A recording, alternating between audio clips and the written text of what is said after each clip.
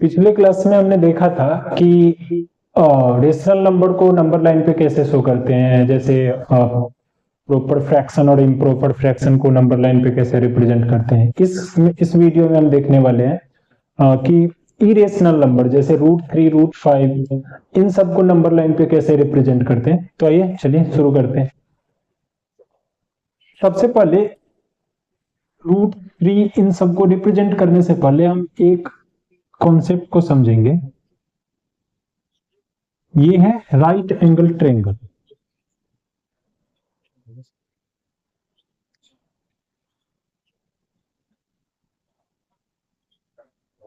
ठीक है, right angle triangle मतलब जिस ट्रायंगल का एक एंगल 90 डिग्री का होता है उसको राइट एंगल ट्रायंगल बोलते हैं।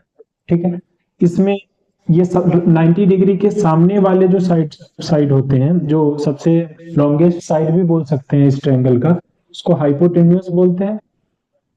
ये परपेंडिकुलर और ये बेस। तो पाइथागोरस थ्योरम के अकॉर्डिंग h का square is equal to p का स्क्वायर प्लस b के स्क्वायर के इक्वल होते हैं। ठीक है, अब ये h is equal to square equal के उस साइड RHS में जाके √p² प्लस b स्क्वायर हो जाएगा। ठीक है, यही वाला कॉन्सेप्ट हम यूज करेंगे इस √3 को नंबर लाइन पर रिप्रेजेंट करने के लिए। ठीक है, तो ये है नंबर लाइन 0 और एक फिक्स डिस्टेंस के ऊपर हम 1 2 मार्क कर लेंगे। ठीक है, इसको पहले ब्रेक करके पाइथागोरस थ्योरम के ऊपर ब्रेक करके देखते हैं। अच्छा, अगर हम ट्रायंगल में परपेंडिकुलर को 1 ले और बेस को भी 1 ले, तो according to Pythagoras theorem h is equal to क्या होगा? h is equal to p का स्क्वायर मतलब 1 का स्क्वायर प्लस b का स्क्वायर मतलब 1 का स्क्वायर। तो 1 प्लस 1 इज इक्वल टू 2, तो √2। अगर नंबर लाइन पे हम 1 बेस ले और हाइट 1 का ड्रॉ करें, तो ये बेस है 1 और लेट करते हैं कि ये मैंने जो ड्रॉ किया है ये भी 1 का है। ठीक है, तो 1 ये 1 ये, आप इसको यूनिट ले सकते हैं 1 सेंटीमीटर 1 मीटर। और फिर हम इस दोनों को, ये ध्यान रखना है ये 90 डिग्री है यहाँ पे। ठीक है, तो ये परपेंडिकुलर है, यहाँ पे हाइट ही है। अब हम इसको एक स्केल के सहायता से, स्केल का यूज करके इसको ऐसे मिला देंगे। ठीक है, अब ये जो बना वो क्या बना? √2 हो जाएगा। 1 बेस 1 परपेंडिकुलर 1 हाइट, और इन दोनों का यूज करके अकॉर्डिंग टू पाइथागोरस थ्योरम ये √2 होगा कि नहीं होगा? ठीक है, फिर इसको हम कॉम्पास की सहायता से इसको ऐसे करके यहां पे ये ड्रॉ कर देंगे। ठीक है, ये जो पॉइंट है ये बन गया √2। अब इसका क्या रिलेशन है, इस लाइन का ऐसे ड्रॉ करने का क्या रिलेशन है? अभी आपने देखा कि ये जो इतना लाइन का जो मेजरमेंट होगा वो √2 का होगा। ठीक है, यही मेजरमेंट हमने क्या किया है, यहां पे ड्रॉ कर दिया। तो जितना ये है इसका नाम दे दूं, अगर ये ए, ये तो ए बी और सी, ए बी जितना मेजरमेंट ए बी का है मीन्स √2, उतना ही मेजरमेंट हमने यहाँ पे एडी का दे दिया। मतलब A B is equal to क्या हो गया? एडी, और वो किसके इक्वल है? √2। ठीक है, ऐसे ही हम क्या करते हैं, ड्रॉ करते हैं। आप अब मैं ना थोड़ा इसका दूसरे रूट के अंदर दूसरे होल नंबर जैसे √3 √5 इसको ब्रेक करना आप समझ ले इसको, फिर आप जितने भी रूट के अंदर होल नंबर होते हैं फिर आप उसको इजिली ड्रॉ कर पाएंगे। अब यहां पे ये √2 था, मतलब रूट के अंदर 2 है, तो 2 को अगर हम ब्रेक करें तो इसको लिख सकते हैं क्या 1 + 1? और कोई है क्या 1 + 1 के अलावा और कुछ लिख सकते हैं? नहीं लिख सकते। तो नंबर लाइन पे हमको बेस भी 1 का लेना है और हाइट भी क्या है 1 का लेना है। फिर इसको मैच करेंगे, ज्वाइंट करेंगे और फिर इसको कॉम्पास से ऐसे ड्रॉ कर देंगे। ये √2 हो गया, सिंपल। ठीक है, √3 को क्या लिख सकते हैं? मतलब एक नंबर है, होल नंबर 3 है, 3 को ब्रेक करने पे क्या 1+2 हो सकता है, ठीक है, और कुछ है क्या, 1+2 ही होगा।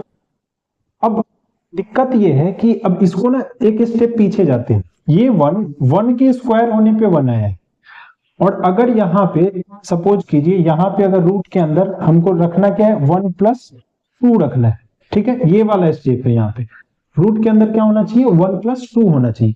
इस वाले सिचुएशन में 1 तो 1 का ही स्क्वायर होगा, लेकिन 2 किसका स्क्वायर होगा, तो 2 √2 का स्क्वायर होगा। क्लियर। तो सबसे पहले हमको क्या करना पड़ेगा, √2 ड्रॉ करना पड़ेगा, ठीक है, जो पहले से ड्रॉ है यहाँ √2 ड्रॉ करना पड़ेगा। इस √2 के तो बेस का ये b हो जाएगा, यहाँ पे ये बेस हो जाएगा, इस बेस के ऊपर हमें 1 का हाइट लेना पड़ेगा जो ये है, ठीक है, ये 1 का हाइट लेना पड़ेगा। फिर हम क्या करेंगे, इन दोनों को फिर से ऐसा मिलाएंगे, फिर इस वाले पॉइंट पे कंपास डाल के ऐसा ड्रॉ कर देंगे, ये जो बना ये क्या होगा √3 का होगा, ठीक है।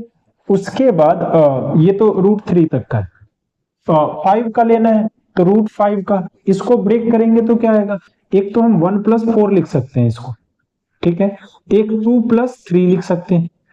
अब ध्यान दीजिए, अब इस वाले स्टेप पे पहुंचने के लिए हमको 2+3 के लिए क्या करना पड़ेगा, 2+3 का बैक स्टेप क्या होगा, रूट अंडर √2 का स्क्वायर और प्लस √3 का स्क्वायर, यही होगा ना, ठीक है। तो अब √2 ड्रॉ करना पहले से मुश्किल है, √2 के बेस के ऊपर √3 का हाइट लेना ये और ज्यादा मुश्किल है, तो हम इसको ना अवॉइड कर देंगे, ये वाला यूज नहीं करेंगे।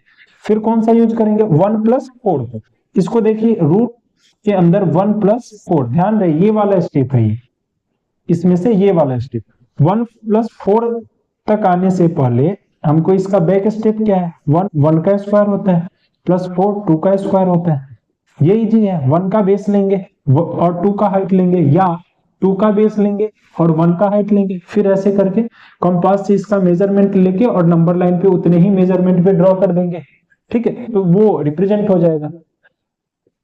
तो हम ना ऐसे ब्रेक कर करके हर एक होल नंबर को, रूट के अंदर जो भी होल नंबर, हर एक होल नंबर को देख लेंगे। जैसे √6 है तो इसका क्या लिख सकते हैं 2+4 लिख सकते हैं, और क्या है 1+5 लिख सकते हैं, और क्या है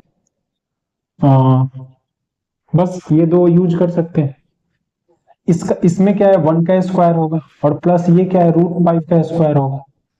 √5 को ड्रॉ करना 1 का 1 पहले ये कर सकते हैं कि पहले √5 को ड्रॉ करें, √5 को ऐसे मतलब चेन की तरह बनते जाएगा, √5 को ड्रॉ करें, फिर उसके ऊपर 1 हाइट लेके √6 को बना दे।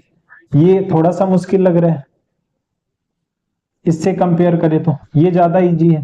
√2 को ड्रॉ करें, √2 के स्क्वायर को प्लस 2 का स्क्वायर, मतलब √2 यहाँ ड्रॉ किया, ये आपने सीख रखा है, इसके ऊपर 2 का हाइट ले लेंगे, फिर इसको मैच कर दिया, फिर ये कंपास लिया, फिर इससे जहां पे भी मार्क होगा वो √6 हो जाएगा, ठीक है। तो ये चैन ऐसे ही चलता रहेगा, आप ऐसे इस वाले मेथड का यूज करके आप किसी भी नंबर को इजीली रिप्रेजेंट कर सकते हैं। बस आपको करना क्या होगा, इसको ब्रेक करके और फिर आप अपने अकॉर्डिंग जो आपको इजी लगे उसमें आप P और B को ले सकते हैं।